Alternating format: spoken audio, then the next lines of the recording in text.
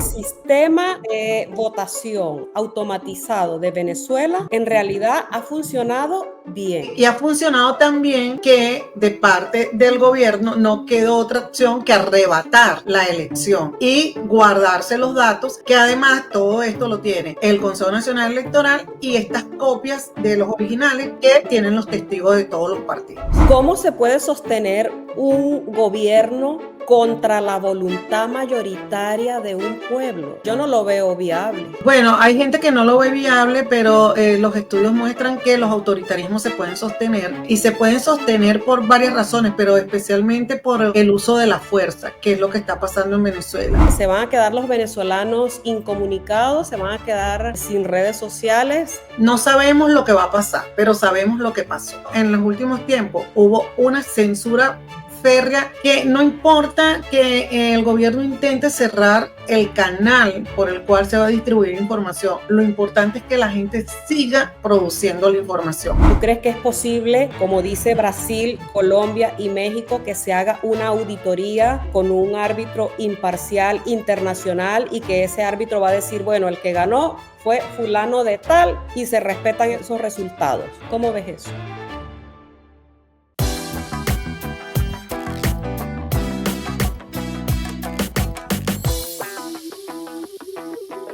Buenas tardes, bienvenidos a todos. He invitado a una periodista, colega y amiga para que conversemos sobre muchas cosas que están pasando en Venezuela, como todos sabemos. Quiero darle la bienvenida a Luzmely Reyes, directora del portal de noticias Efecto Cocuyo. Bienvenida, Luz. Muchísimas gracias, Milagro, Mili. Muchísimas gracias por esta invitación. Bueno, estoy feliz de poder conversar esta tarde con Luzmely Reyes, con quien, bueno, me unen muchos años de amistad. Hemos trabajado y hemos coincidido en algunos medios como reporteras y bueno, tenemos toda una vida conociéndonos. Quiero decirles que Luzmely Reyes, aparte de directora de Efecto Cocuyo, que es un medio que surgió hace, ¿cuántos años? Hace 9 años y medio, vamos para entramos en 10, como dirían los 10 años ya, increíble, increíble.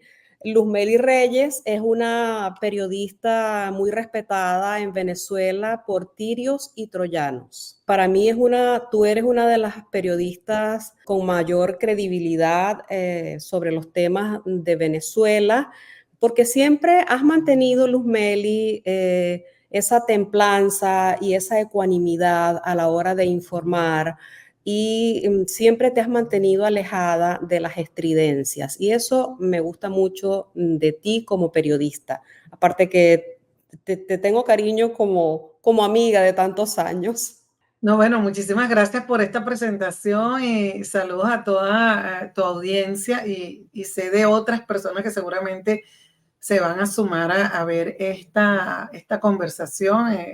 Es hermoso escucharte. Yo también le quiero decir a toda la gente que sigue a Milagros, que es una colega a la que hemos admirado muchísimo, con la que coincidimos muchísimo en un tema que creo que nos apasiona a las dos, Milagros, que es la cobertura de la información política. Y también cómo dentro de todo hemos ido evolucionando en todas estas dinámicas de comunicación y de medios, ¿no? Cómo tú tienes un canal, por ejemplo, y cómo has seguido insistiendo en hacer periodismo desde las herramientas que manejas muy bien. Así es.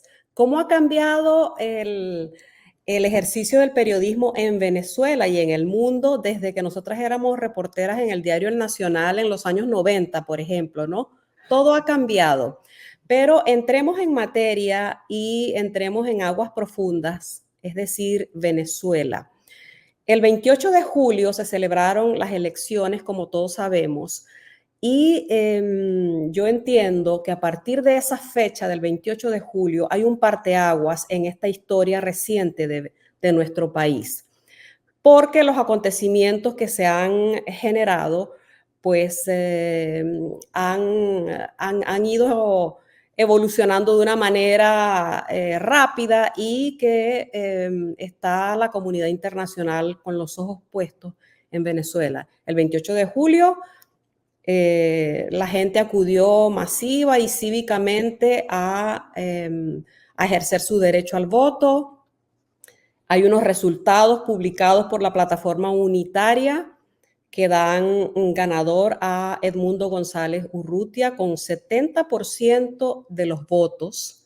Edmundo González ha obtenido una abrumadora mayoría en estas elecciones, de acuerdo con los números presentados por la plataforma unitaria. Pero ya sabemos que la moneda tiene dos caras. Por otra parte, vimos que el CNE y el presidente del CNE, Elvis Amoroso, se apresuró en proclamar como presidente electo a Nicolás Maduro cuando no tenía en su poder la mayoría de las actas de votación del país, y al día de hoy, 11 días después del 28 de julio, no ha publicado el CNE las cifras oficiales de las votaciones del 28 de julio. Esto hace que el panorama de Venezuela sea un panorama preocupante para la comunidad internacional, que ha tenido acceso a los números de la plataforma unitaria, que son unas actas de votación originales de las mesas de votación. Entonces tenemos un régimen, digamos, un presidente en negación, que sostiene que ganó, además sostenido por unas instituciones que están supeditadas a el presidente Maduro. ¿Cómo ves toda esta situación, lo que está diciendo la comunidad internacional? Hablemos de los presidentes de la región. Todos los presidentes de la región prácticamente han, si no reconocido a Edmundo González como presidente, por lo menos no reconocen que Nicolás Maduro haya sido reelecto. Lo último que vimos, para poner a la gente en contexto, es el pronunciamiento de los tres presidentes que son cercanos al oficialismo. El presidente de Brasil, de Colombia y de México ya han presentado un informe y han pedido al CNE que muestre los resultados oficiales, pero han ido un poco más allá, Luz.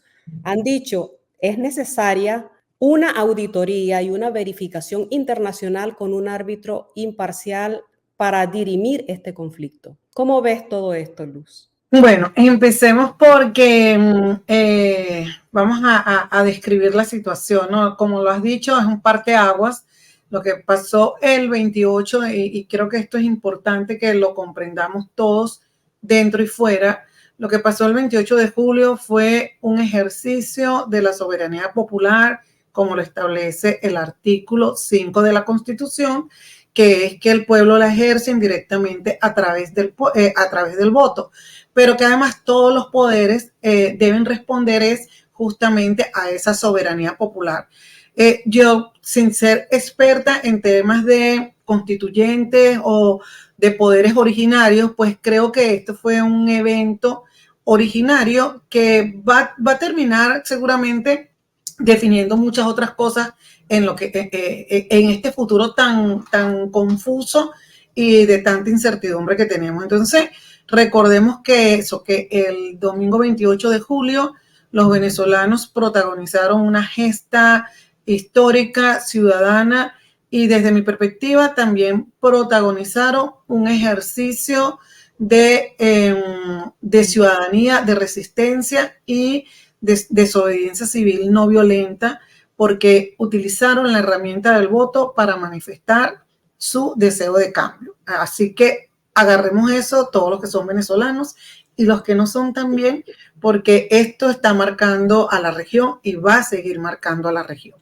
En relación con cómo se han ido desarrollando los acontecimientos, pues rápidamente vimos cómo el CNE proclama a Maduro como presidente reelecto, y luego de esto, pues Maduro va al Tribunal Supremo de Justicia y hace una solicitud de un recurso que todavía nadie entiende de qué trata el recurso, pero bueno, el Tribunal Supremo, la sala electoral, se aboca a un procedimiento sobre el cual, según los juristas, no tiene ninguna competencia, porque lo que corresponde, como bien lo han solicitado distintos actores, es que el Consejo Nacional Electoral, siguiendo lo establecido en la normativa venezolana, pues publique los datos de los resultados de esta elección disgregado mesa por mesa, centro de votación, como se ha hecho en casi todas las elecciones.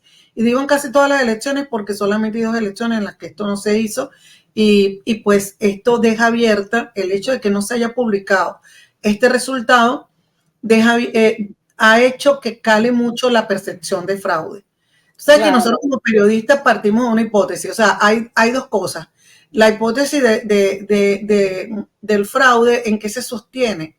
En que en la no prueba es lo siguiente, el CNE no ha publicado los resultados. Claro. Si El CNE aspira a que los venezolanos tengamos un acto de fe hacia ellos.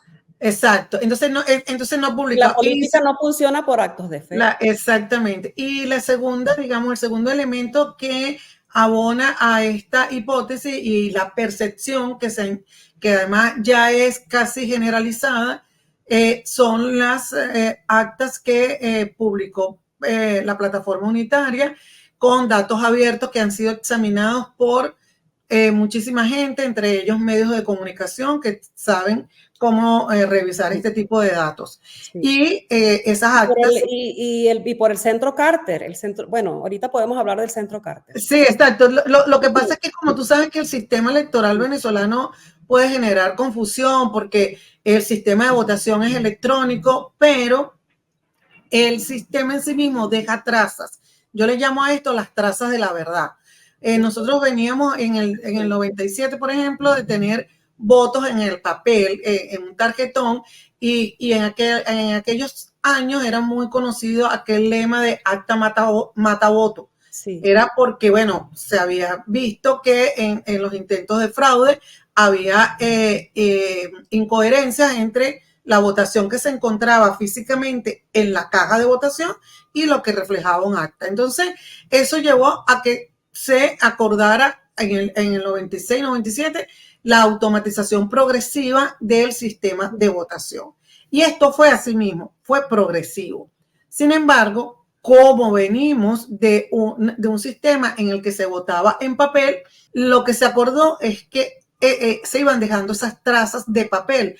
Por lo tanto, aunque el voto es electrónico, esto para la gente que anda lucubrando y a veces tiene unas ideas ahí de teoría conspirativa, aunque el voto se hace en una máquina y tú votas como si estuvieras en un cajero electrónico, asimismo, como cuando estás en el cajero electrónico, recibes un ticket con tu voto. Y no contento con eso, vas y depositas ese ticket en una caja. Ya estamos hablando de 2 trazas de papel. La tercera traza es el cuaderno que firmas. La cuarta traza, que es la más importante, es que al final de la jornada de votación se cierra la mesa y la mesa emite un papel así largo como si fuese una caja registradora, larguísimo, en donde está toda la información de lo que pasó en esa mesa. Sí. No contento con esto, en esta elección, así como en el 2021, nosotros le decimos chorizo, pero es que estoy tratando de hablar como si estuviese para una audiencia internacional. Sí. Cada trozo de papel larguísimo que se imprime tiene un código QR. Así y en ese código QR, que además tiene una doble numeración para hacer la verificación, en ese código están todos esos resultados. Ya. Y eso es lo que se ha subido a esta plataforma. Por tanto, es muy fácil, relativamente fácil, comparar lo que se tiene con lo que tiene el Consejo Nacional Electoral, que no lo ha publicado. Entonces, para resumir a nuestra audiencia, más que todo, si no es venezolana, porque los venezolanos tal vez estamos más familiarizados con el sistema, lo que estás diciendo, Luz, es que el sistema de votación automatizado de Venezuela en realidad ha funcionado bien en este proceso electoral. ¿Es correcto? Es así, y ha funcionado tan bien que de parte del gobierno no quedó otra opción que arrebatar la elección y guardarse los datos, que además todas estas trazas, todo esto lo tiene el Consejo Nacional Electoral y estas copias de los originales, porque se imprimen en el mismo momento, que tienen los testigos de todos los partidos. Y tal vez esa sea la razón por la cual el CNE no publica los resultados, porque no tiene manera de probar la supuesta victoria de Nicolás Maduro en las elecciones del 28 de julio. Bueno, por eso que te decía que la hipótesis del fraude es la primera hipótesis, porque ya hay unos resultados publicados que no han podido ser rebatidos. Así es. Hablemos del Centro Carter, porque el Centro Carter emitió un informe demoledor en relación a las elecciones del 28 de julio en Venezuela. El Centro Carter ha dicho que las elecciones en Venezuela no cumplieron con los requerimientos democráticos internacionales requeridos para decir que hubo unas elecciones democráticas o transparentes, sino que al contrario, no fue así. Pero el Centro Carter aún dispara plomo grueso más allá de eso, porque dice, en la más reciente declaración, reconoce a Edmundo González como el presidente electo por los votos mayoritarios conseguidos el 28 de julio. Aparte de esto, tenemos las declaraciones del gobierno de los Estados Unidos y de los diferentes gobiernos de la región, del continente, que todos, yo creo que la mayoría, se han pronunciado a favor de que se dilucide de la manera más democráticamente este conflicto en Venezuela, porque todos han tenido acceso, como tú bien has dicho, a los resultados que son públicos y que han sido sometidos a diferentes auditorías por diferentes organizaciones, ONGs, y todos, absolutamente todos hasta ahora, han concluido que los resultados realmente favorecieron a Edmundo González Urrutia, que es el presidente electo de Venezuela. Por otra parte, tenemos a las autoridades de Venezuela en negación, el CNE, el Tribunal Supremo de Justicia, el fiscal, con sus actuaciones todas en contra de los ciudadanos y de los actores políticos. Hay algo que me llamó la atención, lo ha dicho recientemente el presidente de Panamá, Mulino, dice, quédense tranquilos, que hay una transición en marcha. Lo que pasa es que es fuerte decirlo y mejor y hasta mejor que no se diga. ¿Cómo ves tú, Luz, que va a ocurrir esta transición? ¿Cómo avisoras el desenlace de esto? ¿Tú crees que es posible, como dicen los tres ligaditos, como tú los has nombrado, como dice Brasil, Colombia y México, que se haga una auditoría con un árbitro imparcial internacional y que ese árbitro va a decir, bueno, el que ganó fue fulano de tal y se respetan esos resultados?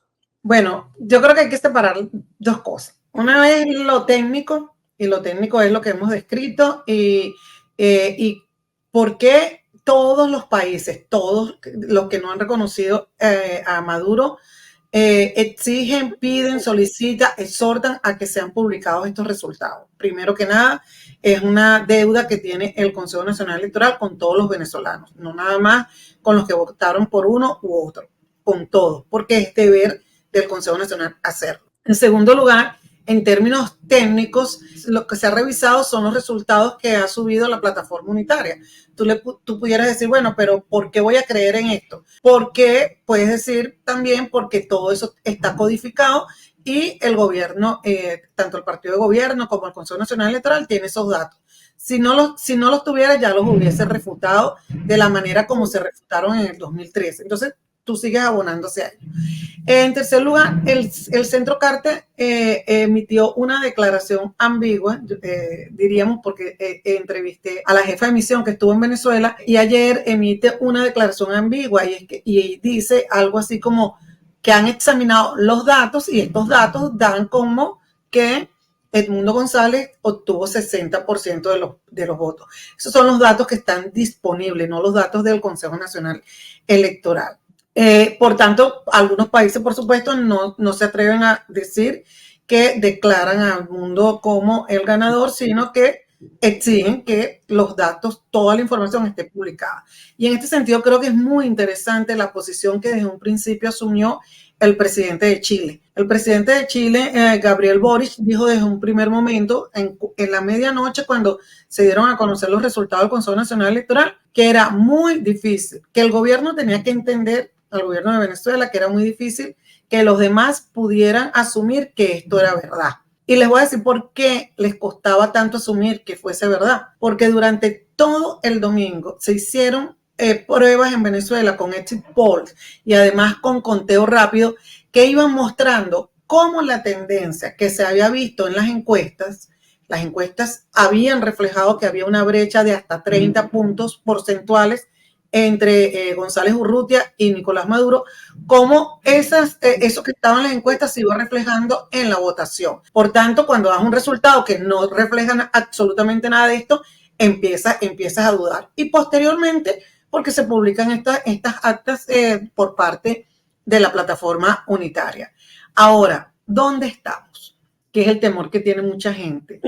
Yo le pregunté en estos días a María Corina que cómo veía esto de la transición y ella dice, bueno, no se le puede poner tiempo a esto. Y también es bueno recordar que Maduro, independientemente de los resultados, sigue siendo constitucionalmente presidente de Venezuela porque su periodo culmina en enero cuando empieza el nuevo periodo constitucional.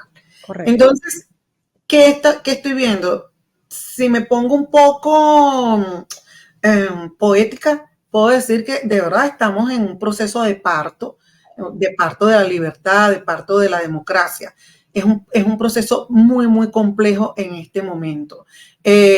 Sin embargo, creo que todo va a apuntar a que ese proceso se va a dar. No es sencillo, no es fácil, ya lo hemos visto, cómo se produce una dinámica de represión nunca antes vista y además cómo hay un atrincheramiento de la cúpula gobernante en todos esos poderes, además involucra todos los demás poderes.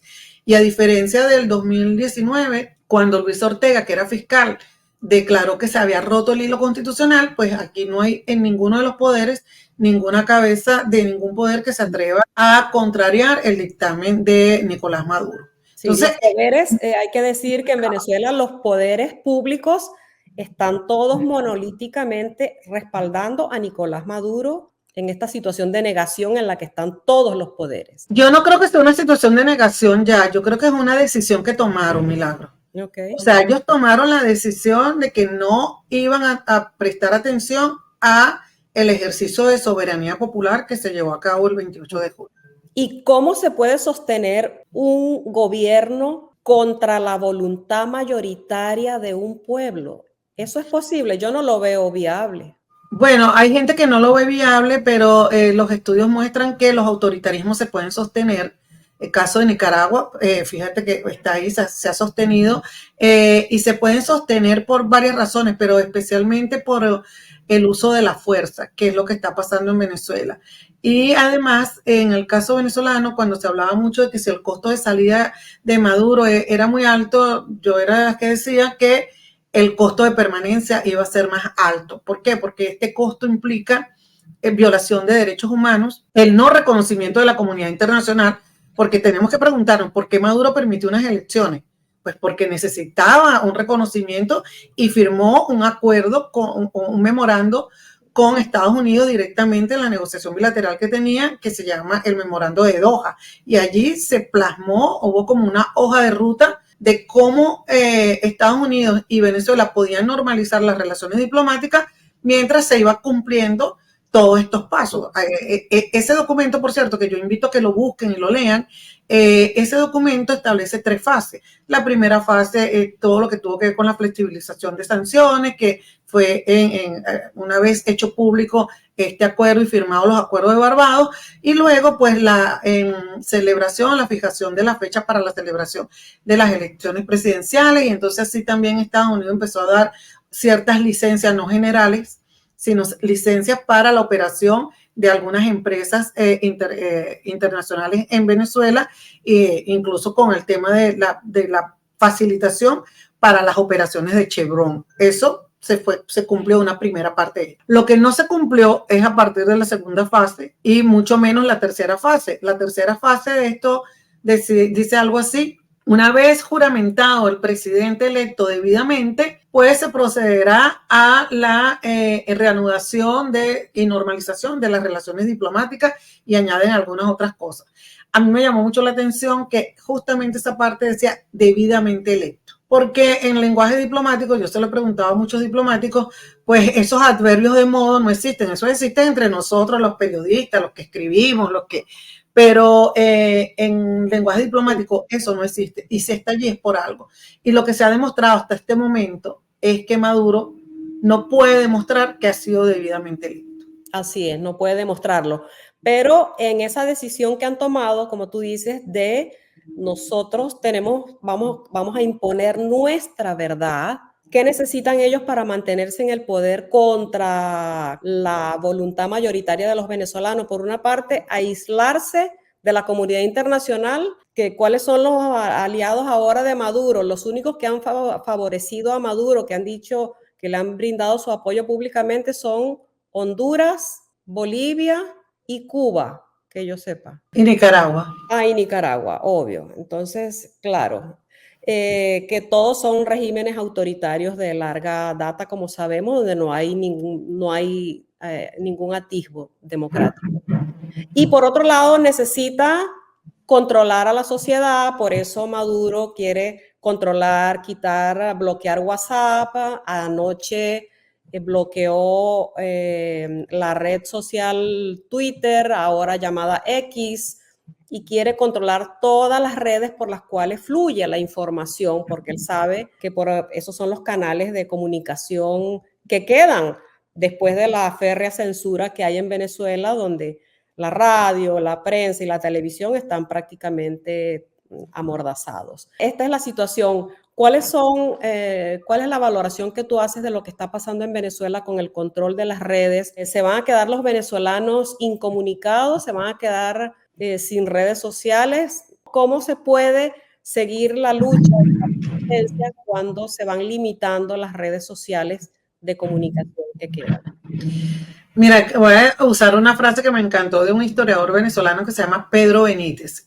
No sabemos lo que va a pasar, pero sabemos lo que pasó. ¿Y qué pasó en los últimos tiempos? Hubo una censura, o sea, censura férrea, la campaña de María Corina Machado impulsando la candidatura de González Urrutia. Eso nunca se vio por televisión, no, absolutamente. Todo eso ocurrió, digamos que en el cuerpo social. La gente utilizó sus redes sociales y la gente, a mí me maravilla, Milagro, cómo los venezolanos desde todos los sectores, incluso los sectores más humildes, pues ellos lograron identificar dónde tenían que votar. Cuando sabíamos que hasta el tarjetón o la casilla. El tarjetón era absolutamente favorecedor para Maduro y sin embargo perdió. Sí, pero fíjate que ahí en el tarjetón, si nosotros nos ponemos a ver algunas lecciones del marketing, era cómo destacar dentro de cómo algo que era tan escaso, que eran esas 3 fotitos del señor Edmundo, destacaba en medio de esa gran cantidad de fotos de Maduro. Entonces creo que incluso el venezolano está tiene una alfabetización que a lo mejor no nos damos cuenta de qué manera lo ha hecho, pero lo hizo, logró eso.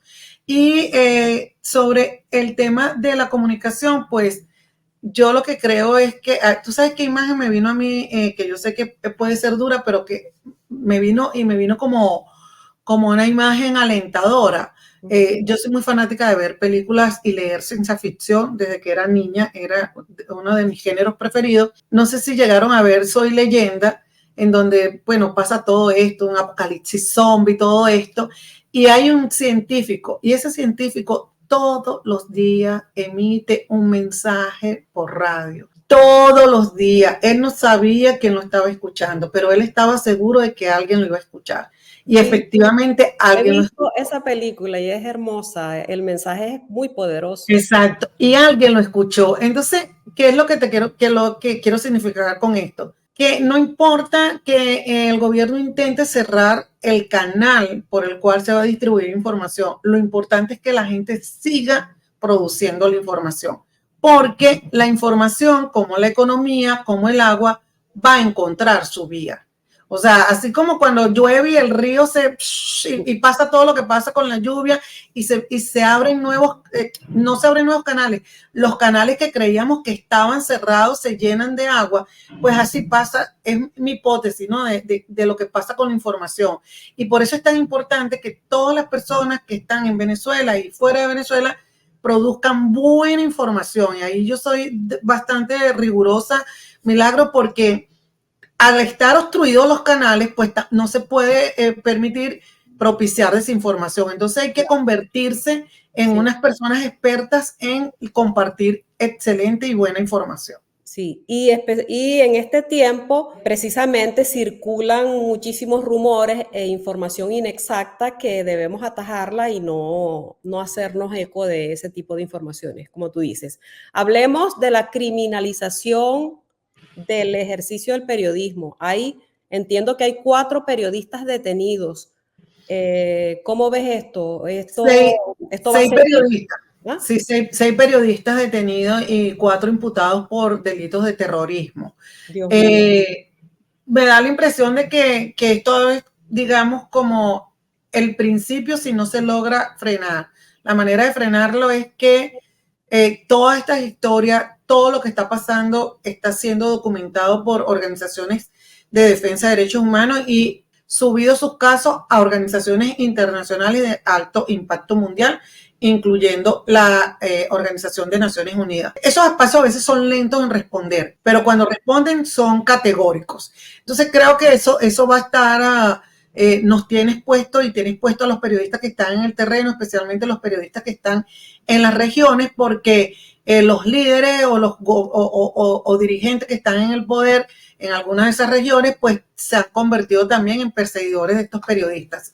Eso ya era algo que había sido denunciado desde hace bastante tiempo, pero bueno, en esta, digamos, en esta crisis postelectoral se ha recrudecido. Y por otro lado están los miles de detenidos, testigos electorales, miembros de mesa.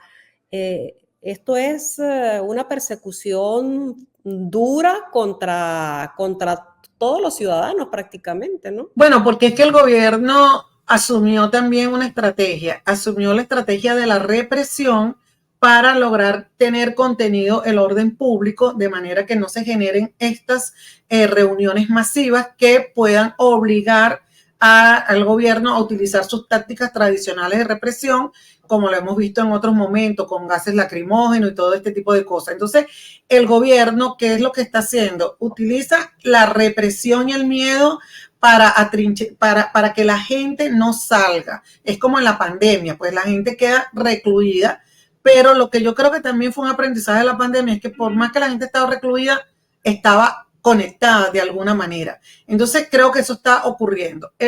La segunda táctica del gobierno tiene que ver con generar esta sensación de que la gente no salió a defender el voto, lo cual es mentira. La gente salió a defender el voto y lo hizo en varias ocasiones.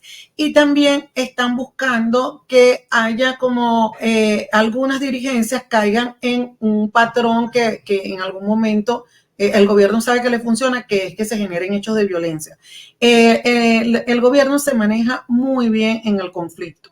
Entonces, ellos están buscando todo eso. Tener a la gente asustada para que se callen, para que se silencien, tener a la gente en sus casas para que ese cuerpo social no se sienta con valor de salir a la calle. Y, por supuesto, busca hacer estas capturas para dar lecciones, ¿no? Lo mismo te puede pasar a ti. ¿Qué ha sucedido, Milagro? Que eso ha sido un boomerang, porque cuando empiezas a ver la violación de los artículos de la Constitución en términos de derechos que tienen las personas, no solo se está viendo internacionalmente de todas estas violaciones de derechos humanos, sino que mucha gente incluso que era cercana al gobierno, que tenía respeto, tiene su respeto por la Constitución, sabe que lo que están haciendo es inadecuado. Pero además... Inapropiado e inconstitucional. Inconstitucional, pero además ilegal, por supuesto, sí. Pero además los familiares de esas personas se están reuniendo, están exigiendo verlos, exigen justicia. Y eso eleva aún mucho más el costo, porque eso obliga a que la policía, o sea, en que algún funcionario asuma el papel de represor directo. Y ellos saben todo que están siendo grabados, que todo el mundo lo está viendo y que van a ser procesados por violación de derechos humanos. Entonces, eso que ha hecho también que el gobierno ha aplicado esta táctica de que sean civiles armados los que intenten persuadir en términos violentos, me refiero, uso esa palabra, pero esa no es la palabra realmente, en disuadir a través de la violencia a cualquier persona que quiera manifestarse. Y además también el otro patrón que se ha visto es esto de no solo ir hacia las dirigencias, sino también hacia defensores de derechos humanos con la anulación de los pasaportes. O sea, es toda una estrategia de miedo para arrinconar a la gente. Arrinconar a la sociedad y a los ciudadanos que votaron mayoritariamente por un cambio. Yo pienso, Luz, que a pesar de todo lo oscuro que se ve el panorama en Venezuela en este momento, yo pienso que esto se está dirigiendo hacia una solución y hacia una salida del conflicto, que el país ya no aguanta más tanta represión y tanta violación de los derechos humanos en Venezuela. Hay un hartazgo, además, de todo lo que significa y lo que ha significado el chavismo y el régimen de Maduro. Yo creo que esto se dirige hacia una solución que no sabemos cuánto va a tardar, como ha dicho María Corina, pero esto se dirige a una solución que va a terminar con el régimen de Maduro. No sé cómo lo ves. Ellos agarraron un autobús con un destino equivocado. Es lo que creo. No sé si van a poder mantenerlo, si es viable en el tiempo, porque cada día cruzan una raya roja nueva y cada día son lo que hemos visto que son capaces de hacer cosas terribles y más terribles y más terribles. Pero lo que yo sí estoy notando es que los teóricos siempre decían que en este tipo de régimen se debe romper la coalición dominante. La cúpula está muy imbrincada porque hay nexos de distintas naturalezas allí, sí. Pero donde se están abriendo esas grietas, y por eso es que me parece maravilloso una cita que hoy compartí con los usuarios de mi timeline X, donde se están abriendo unas grietas y por ahí está entrando la luz, es en toda la base social. Y yo hago unas comparaciones como que el cuerpo social de Venezuela se hartó de la represión, del dolor, de la persecución, y lo que está es mostrando su rechazo hacia eso. ¿Cómo lo está haciendo? Bueno, lo hizo a través del voto, lo hizo de una manera pacífica, lo hizo de una manera organizada. Y el gobierno respondió. No tenía otra manera de responder porque ya ellos no saben cómo querer a Venezuela. Entonces responden con la violencia. Y yo sí creo que la gente ya está muy clara en que eso no es algo que queremos para seguir viviendo ni nosotros, ni nuestros hijos, ni nuestros nietos. Para cerrar, Luz, para no extendernos tanto en esta conversación que estamos teniendo, me gustaría un mensaje final. A veces la gente, cuando no ve los cambios, la gente que el ciudadano común quiere ver los cambios rápidamente, quiere que ocurran, quiere verlos en televisión. Y cuando los cambios se demoran, la gente se deprime, la gente se llena de pesimismo, piensa que no vamos a salir de esto. Pero yo estoy convencida de que vamos a salir de esto y tal vez más temprano que tarde. ¿Qué piensas tú? ¿Qué mensajes podemos dejarle a la audiencia en este sentido para mantenernos firmes y en resistencia? Bueno, yo creo que pudiéramos hacer como paciencia, conciencia y resistencia. Paciencia porque las cosas no salen siempre tan rápido como tal vez uno quisiera y como preveíamos que al ver esta cantidad de gente que había votado, el gobierno iba a aceptar los resultados. Conciencia, porque tenemos que estar conscientes del momento político que estamos viviendo. Esto es otra cosa, esto es otro momento. Y resistencia, porque tenemos que tener conciencia también que la acción represora del gobierno nos obliga a todos los ciudadanos y ciudadanas a desenvolvernos en un ámbito de la resistencia a favor de la democracia, pero también la resistencia a favor de ese tejido social que se ha ido uniendo, que se unió en Venezuela y que sigue allí y que es un tejido que tenemos que seguir protegiendo. Y ese tejido social lo formamos todos, lo formamos los venezolanos que están en Venezuela, los que están fuera de Venezuela y todas las organizaciones y ciudadanos que creen en la democracia. Bueno, muchísimas gracias, Luz, por haber conversado conmigo esta tarde. Creo que ha sido interesante para nuestra audiencia y bueno, vamos a seguir muy atentos a los acontecimientos que se están desarrollando en nuestro querido país, Venezuela. Muchísimas gracias a ti y vamos a seguir andando. Claro que sí. A ustedes, amigos, muchísimas gracias por conectarse y no se olviden de dar likes, compartir y suscribirse a mi canal para que se mantengan atentos a la situación de Venezuela. Buenas tardes y hasta la próxima.